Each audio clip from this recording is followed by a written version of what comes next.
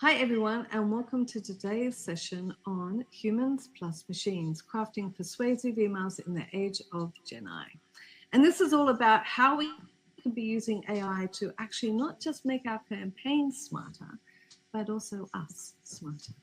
So I am Kath Pei, and this is a photo of me in the late 20s, or 2000s, sorry, not 20s, 2000s, with some of the well-known faces in email marketing having a cocktail or two.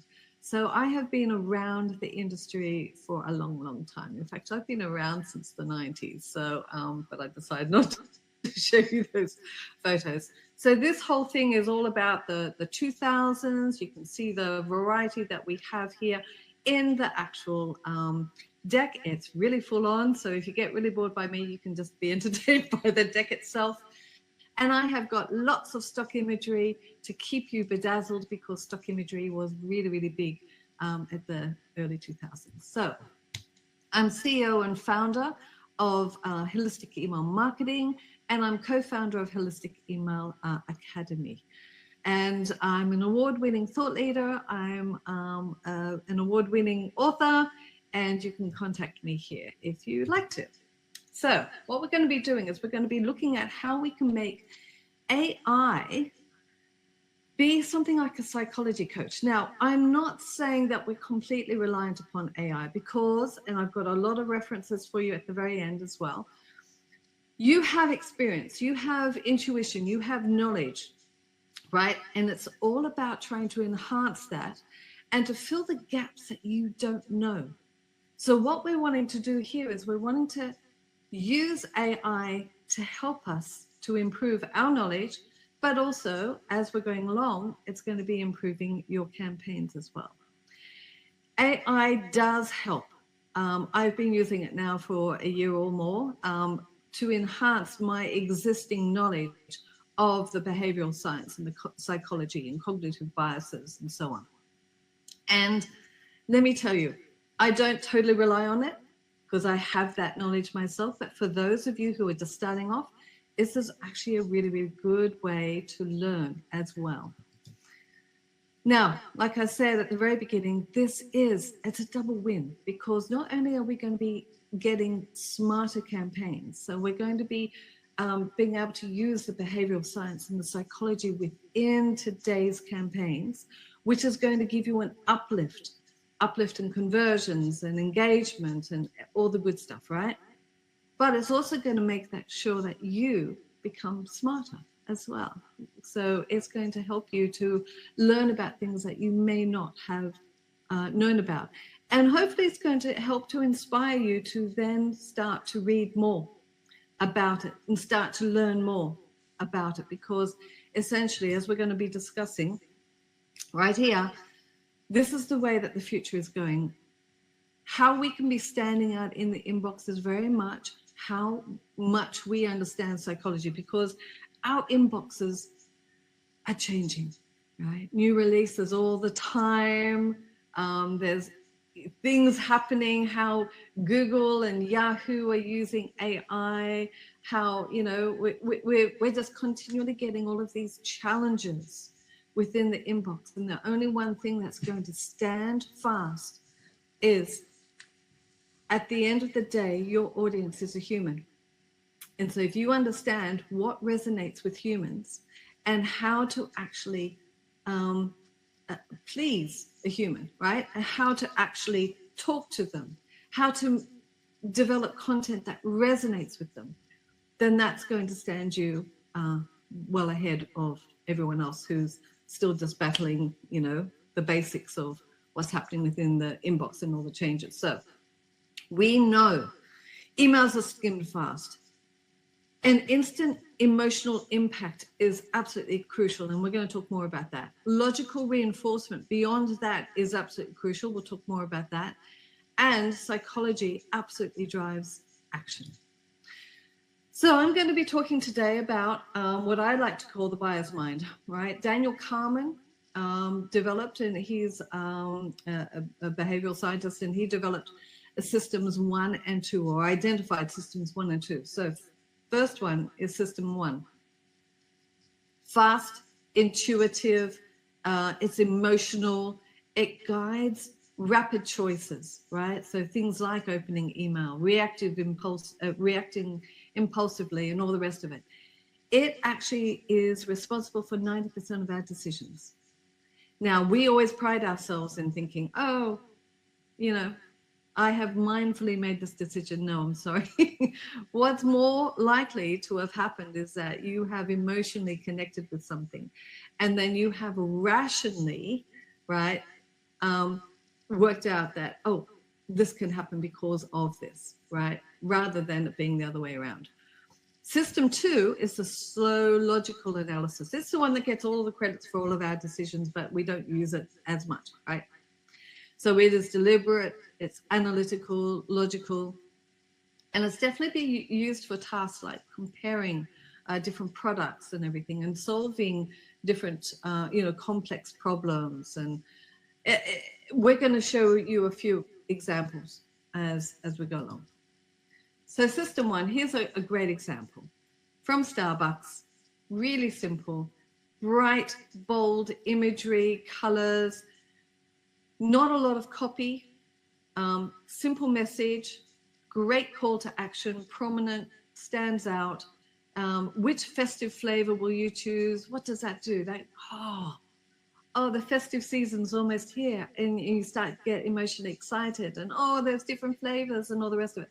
So it's hooking you emotionally, right? So this is system 1. And this doesn't take a huge, big, decision to make. Oh, I'm going to click through. I want to find out more about the new flavors and all the rest of it. And hey, here's a new red cup. So fantastic. I want to jump in here to talk about cognitive biases, because cognitive biases are very much used by system 1. Now, cognitive biases are otherwise known as heuristics. And what they are is they are shortcuts that we humans have made over the period of our life, which helps us to make decisions quicker, so that we make so many micro decisions throughout our day. If we were to have to go to system 2 every single time and think them through, we would be shattered by the end of the day. So what we do is we've created these biases, and there's over 200 of them. And what system 1 does is it calls upon these biases to help them to make a decision, okay? And so therefore they are very, very central to system 1 thinking. And I'm going to talk through some, well, I'm not going to talk through, I'm just going to mention some very obvious ones, well-known ones that you can relate to. So social proof, scarcity, loss aversion, anchoring, things like that, curiosity, all of those are social proofs, right? I mean, cognitive biases. So what we want to do is just hold that in the back of our mind when we're talking about system 1. So here is another example of a system 1 email. It's using both design and copy. And I wanted to showcase this so that you can see how design can be used. Now, what it's using is, we can see that it's showing us using the visuals, guiding our eyes down.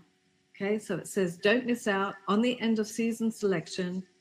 If you like a surprise that truly, blah, blah, blah, just £12, order yours now. And then it takes you to the end result, the actual image of the box of chocolates, right? So this is a visual cue, and it works efficiently. It's amazing. System 1 loves it. System 1 understands it. System 1 is working with this, okay?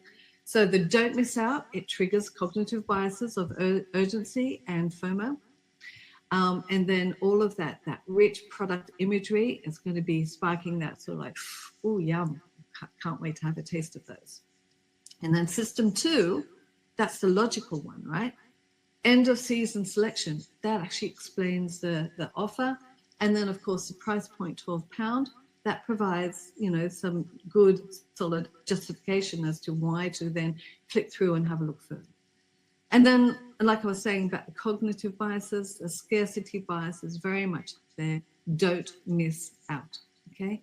So this is a great example of system 1, which also leans a little bit into system 2 if needs to. Now, I just want to stay here. Sometimes you can do emails in 100% in system 1. You don't even need to call upon system 2. Now, the thing is that if you do call upon system 2 by mistake, then that's usually because you've done a bad mistake, or as in you've confused them. And then they jump straight out of system 1 into system 2 going, what is this about? What do you want me to do? I don't understand. Have I missed something? Blah, blah, blah. That's a negative reason for taking them into system 2. So you want to avoid those. Now, this is an example from Klarna of system 2 email, which doesn't use system 1. So it's a great system 2 email. The problem is, and it's lots of facts and figures and rational, sort of thoughts and, hey, this is what you need to do and all the rest of it. But it hasn't hooked us emotionally. There is no reason for us to actually look any further, read any further, because we have not been connected using system 1. And this is one of the problems that I find with a lot of emails. They go straight into, because, hey, let's, how many years have we been talking about? Don't say features, say benefits. So this is talking about the benefits. It's talking about what you need to do. It's easy. It's, all the rest of it. So that's great. But they just forgot that really magical part at the very beginning. You need to hook them first. You need to give them a reason to actually be wanting to find out about what to do. So lead with system 1. Always lead with system 1, because you need that to spark the interest. And then if you need to bring in system 2 to do some justification, some explanation, some comparison and all the rest of it, then you do that. And think of it like a dance. System 1 leads and then invite system 2 to the dance if needed. Okay? Here's a lovely example of both. So Zipcar, it's leading with system 1. It's talking about why, it's got bright color, it's using emotion, it's got bold claims, and then it backs up with saving examples and clear steps. So here is, and the examples are from Wandsworth to Wimbledon, £5.92, right? So try it out, all the rest of it. Flex is cheaper than you think. That is system 1, okay? And then it substantiates and it gives an example to do that in that system 2. One of my favorite things to do, right? And remember, we're talking about not only just using this within your emails, but also how it can help you. It's got that double effect, how it can help you to become smarter. So what I like to do is I like to go into my inbox and say, that email, that really resonates with me. I wonder why. Okay. I mean, I know why, because I like this, but I wonder if there's more to it. So I will go and hand it to, I've got an AI tool, I call him Chad. I'll go hand it to him and I'll give him the brief of, do the reverse engineering on this. Tell me what systems it's been using, system 1, system 2, and all the rest of it. And I give it a good brief. And then it comes back and it gives me the full on, this is what it's doing. This is the cognitive biases and all the rest of it. And it's fantastic. It helps me to understand, because I understand the cognitive biases, but sometimes how they're applied are different. Now, the beauty about this too is that most of these emails I'm looking at, they're not necessarily, I wouldn't say that they've done this intentionally. I would say that their human nature and understanding that these kind of things trigger this response in people and all the rest of it, they're using them. So they're using them, these particular tactics and psychology and behavioral science, without actually understanding why, but they just know that it works, right? Maybe they've done tests or so on. So this can work a treat, because not only are you learning, but you're also getting ideas on how you can be using different ways to present information and everything, as well as teaching yourself. what I would also then do is expand upon this, do this as a regular practice. And not only pull out the ones that resonate with you, pull out the ones that don't, because you want to learn from them as well. You want to know why. What is the problem? What have they done? Oh, it's just system 2. And you're looking for system 1. So you never felt connected with it in the first place. There was nothing appealing to you to actually get you to open the email. So start to do all of that. Start learning. And it's a valuable lesson. Every email in your inbox, if you were to go do that, which I can't because I've got hundreds and hundreds and hundreds in my email, in my inbox. But, they can be providing you with information without you knowing that whether that person, the designer, the copywriter has overtly decided to use that cognitive bias, overtly decided to lead with system 1 and then develop into system 2. It doesn't matter if they have or not. The fact of the matter is there is that email. It works for you or it doesn't work for you. Learn from it. Now, of course, this is also understanding that you are only one person, but it's still, I'm not saying base everything on your response. It still gives you very, very good insight. So first thing you want to be doing is you want to get your tool. Like I said, I call mine Chad, and I'll refer to Chad as being, could be your tool, but whatever you call it or don't call it, doesn't matter. The first thing I do is I define the goal. So what is it that I want to do when I'm creating an email? What is it that I want to achieve with this particular email?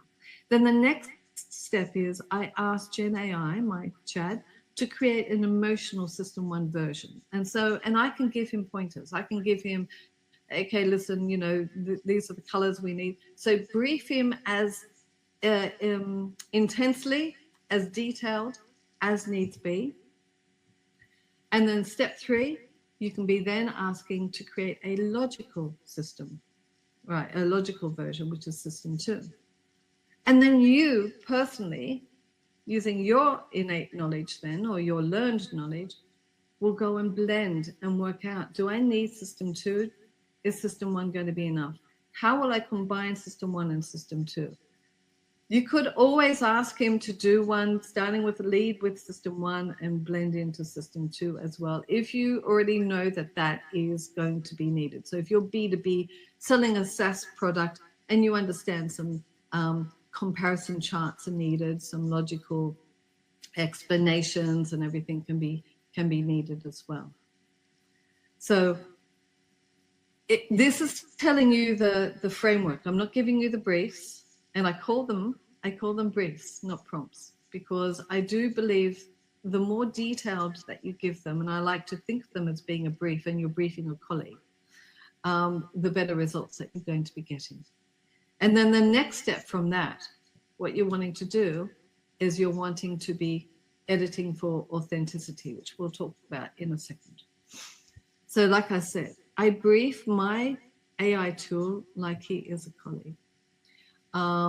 I don't just do that very impersonal prompt. I treat him like he's a colleague sitting next to me at the desk and, and thinking about what it is that I need to tell him for him to get the job done without having to keep coming back to me, right?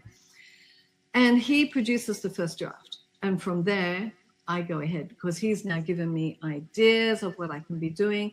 Maybe I want to have 3 first drafts. Give me 3 different versions, and then I can blend and I can mix and I can, again, use my knowledge, my experience, my expertise. You can be, when you're briefing him, give apart from the conversion, right? So what is the main objective of that email? Give him the context, the goals, the tone, the audience, and all the rest of it. And you can be, I've just done, I talk a lot about AI, and I talk a lot about how if you start to treat AI like a colleague, that it is there to help you, then your tone differs. And it really, do you know what? It doesn't make any difference to the AI tool. He's not going to, sort of, when the AI tools take over, he's not going to be going, oh, you're my favorite, or anything like that. I'm not saying anything like that. I'm saying for your own personal benefit. If you speak nicely, if you say please and thank you like you would to a colleague, if you take the time to brief in depth, you're going to get better results. You know, the more you put into it, the more you're going to get out of it. So, edit for authenticity. Does this sound like our brand voice? Would we say this in real conversation? Are we speaking to both heart and head, and so on? And then I just want to talk briefly here about the ethical use of Gen AI. Persuasion is not manipulation. And we have to understand that, because I'm seeing too much manipulation happening out there being wrapped up as persuasion. There's two different things. There's manipulation, dark patterns, right? And then there's ethical use of persuasion, and that's what we're after. Because AI actually amplifies this, and it's very powerful. Persuasion can be very, very powerful. So therefore, AI does amplify this, so therefore we have to be amplifying the ethics behind it and make sure that we are doing it to help our customer, not to manipulate them. And trust is the most persuasive force of all, absolutely. So us versus them, as far as the ethics go, do highlight true value, do build confidence, reduce anxiety, ensure transparency and privacy, make communication clear, accessible, inclusive. And don't exaggerate or mislead. Don't exploit fears by using overuse of urgency and so on. Don't fabricate testimonials or anything else. A false, time that they have to buy by.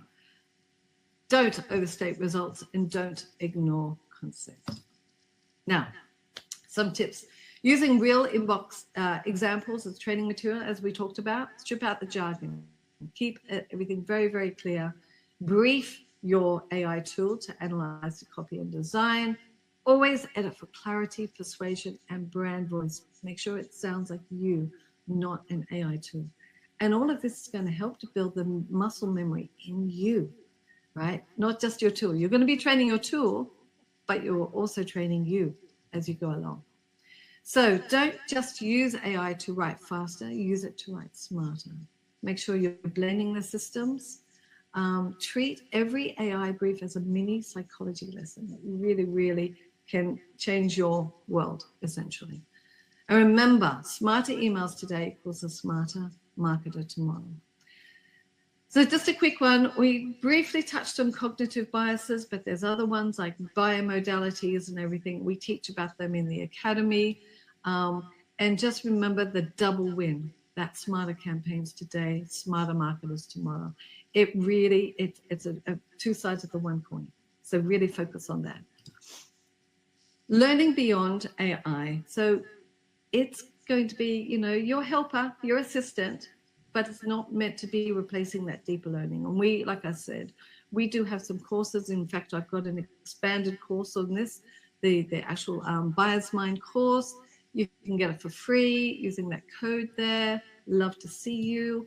And then also some actual books. Read these books. These are the basis of what all of my knowledge is based on, plus more. But these are the ones that I think are really, really worth reading to begin with. And then you can expand further on. So I've read all of these, plus more. And this really, really helps your understanding of how humans work and what you can be doing within your email marketing. So here is to writing emails that resonate with the head, the heart, and the human experience. And if you want to connect with me, that's fantastic. I would love to hear from you. Otherwise, let's do some Q&A. Awesome. Hi, everyone. Thank you so much for being here today. I'm Marissa. I'm Senior Director of Integrated Media at Outcome Media. That's a lot of media is back in one word. We love that fact that you're here today for this session. Please, before we start Q&A, if you can check out the poll to the right hand of your screen. And if you scroll down, you'll also see the deck and the AI summary of today's session. And without further ado, let's bring Kath on. Hello, hello. That was an amazing session. So many nuggets of information and things that you can actually utilize and like take on Monday and start doing stuff. So that was amazing. That's great to hear. I really like to try and make my sessions very practical and Yes. with lots of takeaways. Yeah. We got so many questions during this session, so we will do our best to get through all of these. So it looks like the first one, what is the secret to getting internal buy-in to test this? We want to badly. So it looks like they're having some problems testing some of these things internally at their organization. I mean, how you get buy-in and how much it costs and everything, the actual cost factor is very minimal. So, but it is time, right? So that's the main thing. And if you do testing regularly, then it shouldn't be a huge issue. It's really just a matter of organizing your time so that you can be coming up with the version A and the version B and teaching yourself and learning and doing courses and reading books and everything like that. So as far as, I mean, I've got some case studies as well, because I've been doing this since 2015, right? So this is one of my passions, one of the things that I do whenever I work with a client. This is the kind of thing, you know. And the fact is, I just want to call this out. The fact that the first question was, how do I test this? I love that. I love it that you're going, okay, great. This is really exciting. I want to test it. You're not going to blindly implement it. So well done you. Thank you. Amazing. The next question, do you think we somehow have become immune to some tactics such as web ad displays, just because people have gotten used to ignoring them as they scroll the page? Oh, absolutely. I mean, banner blindness, that came back in the early 2000s, banner blindness. And we can now transform that and transpose that into other kinds of blindness. Absolutely. Right. And that's why trends happen. That's why we're always looking for a new way of doing it. But what we're looking at here is we're not looking at trends. We're looking at invoking responses which are innate to us as humans by not manipulating, but by helpful. So being helpful. And at the end of the day, what we need to do is really think that the reason why we're doing this is to help our customers to achieve their objective, not to push them, not to manipulate them, not to force them or anything like that. And once you do that, and that is your mindset, how you actually end up writing it, packaging it up, framing it and everything, it makes that difference. It now becomes very authentic and very real, and you won't get the pushback from the consumers because they know when they're being forced. Right. Well, and that's what I think overarchingly, that's you're saying, be human, right? Like touch on these points. I think sometimes the blindness just comes when, some of us, it happens to all of us, but when it starts becoming static and you're just putting something out there for the sake of putting something out there. But yeah, so to your point though, if you're making it human and you're touching on, all those different points that you talked about to, invoke that internal spirit from people, like it will work. Another question that we have, sorry. No, I was just going to say, and probably one of the things that we are now becoming quite aware of, I wouldn't say blind to, is that urgency factor. We are overusing some of these cognitive biases, and we need to be aware of that. We need to understand that, we have to balance it out. And there are other better ones that you can be using, which are less known, but incredibly effective. So. Right. Definitely. Another one here, we have a couple of people who worded it different ways, but basically everyone wants to know, what are some of your favorite AI tools? Oh, okay. You know what? I love Perplexity for just give me the download of everything, right? Give me the real facts, and it comes and does that. But when I'm using it for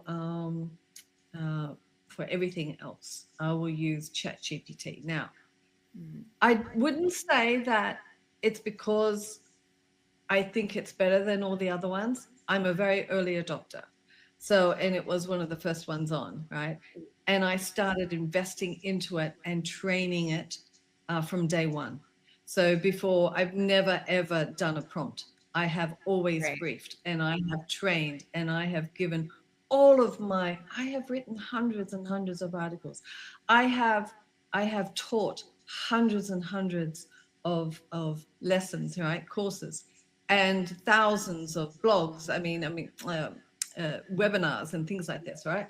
So I've given all of that, all of my insights to this tool. So I was heavily invested into it, and I don't want to redo it to anyone else. No, I mean, that for me is one of my biggest takeaways that I heard from you was, to really just talk to it like a colleague, like have those conversations and to actually train it. Because I think for me, that's one of the main things that has been a downfall, I think, probably for myself. So that's, for me, one of my big takeaways from your session. Right. Yeah. The thing with AI, right? And I wrote this about a year ago. When you start to, if you are using an untrained one, then all it's going to be doing is it's going to be scanning the web for all of this. And there's so much false, misleading rubbish that's out there about email marketing. I call it regurgitated rubbish, really, is what it is.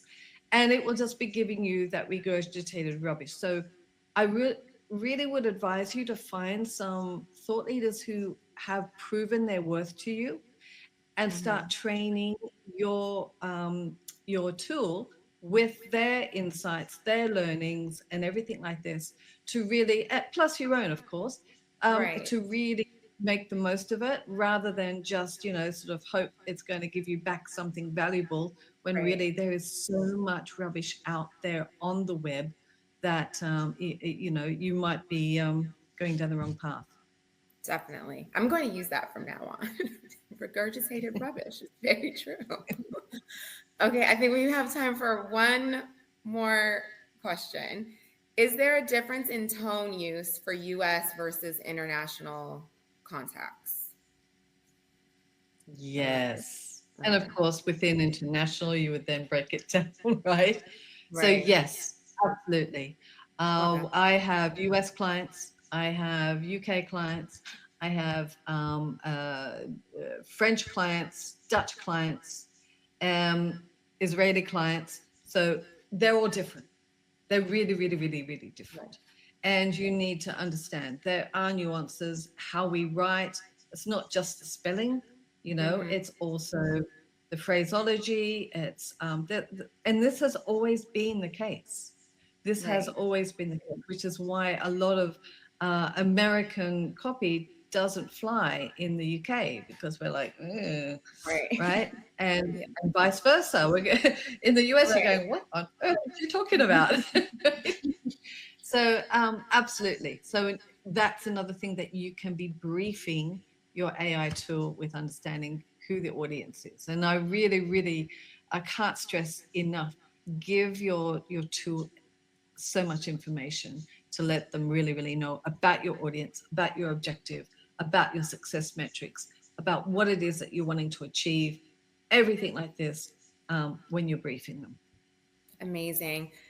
We have loved having you here, Kat. Thank you so much. This was an amazing session. Again, everyone, before you leave, now's the time. Scroll down below and you will see the link to the deck, as well as the AI summary of the presentation. And to the right of your screen, you'll find a free content pinned to the chat, and you'll also see that poll that we would love for you to take to get your feedback. Thank you so much, everyone. And thanks, Kat. Bye. See ya. Thank you.